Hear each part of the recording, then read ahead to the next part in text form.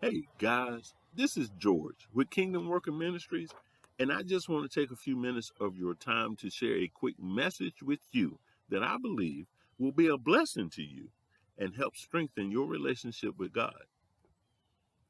Are you one of those people who think God can do anything he wants to do? Well, there is a little more to it than that. First, we know that an omnipotent, all powerful, and sovereign God has the ability to do whatever he wants. But have you considered that anything an omnipotent, all powerful, and sovereign God does, he does because he chooses to do it? While his sovereignty has never come into question, we have to understand that God chooses to do all of the things that he does. We have to realize that there can be no limits to God's abilities other than those he places or imposes upon himself. We see that God obligated himself to himself when he made the promise to Abraham in Hebrews chapter 6, verse 13, according to scripture, because there was no one greater by which he could swear, God swore by himself, obligating himself to himself. It is important for us not to confuse God's ability to do with God's choice to do or not to do. Choice implies the ability or power to choose one whatever in preference to another whatever. God has chosen to be the God that he is by defining his characteristics and not his abilities. According to Second Chronicles 19:7, we find that there will be absolutely no injustice, immorality, unrighteousness, or wrongdoing with him.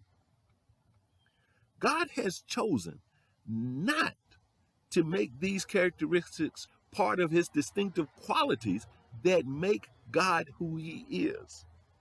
By defining his characteristics, God has placed restrictions on his abilities, self imposed restrictions on his abilities, and on himself.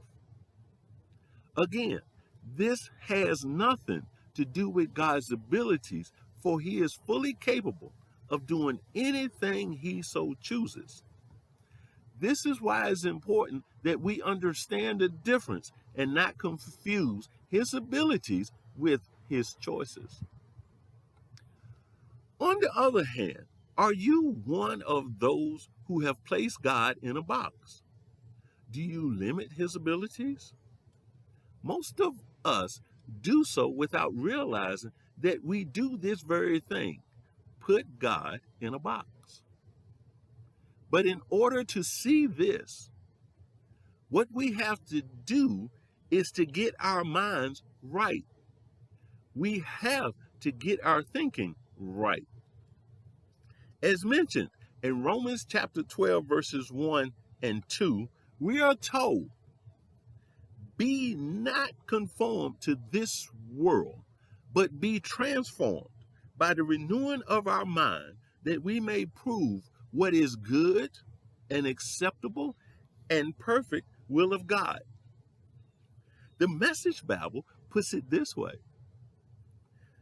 don't become so well adjusted to your culture that you fit into it without even thinking. Instead, fix your attention on God.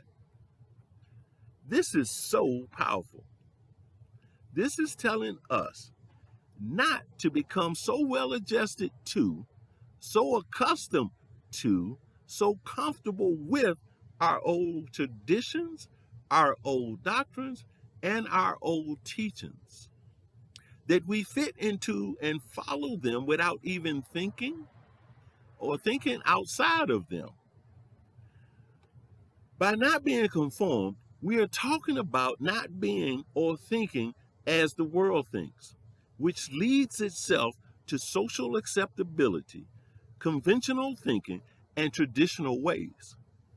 By not being conformed, we are talking about letting go of the past traditions, doctrines, and teachings, and opening our minds to other possibilities, truly thinking outside of the box. As I have said before, a closed mind can only grow within the limits of its enclosure. An open mind grows with endless possibilities. Maybe it's time to take the limits off of God by taking the limits off of our thinking. Hopefully, this message will help do just that. Help you to remove some things old and give you a perspective that allows you to see some things anew. If this message has been a blessing to you, please click the like button and share it so that others may be blessed by it as well. Have an awesome day, and we will see you the next time. Continued blessings.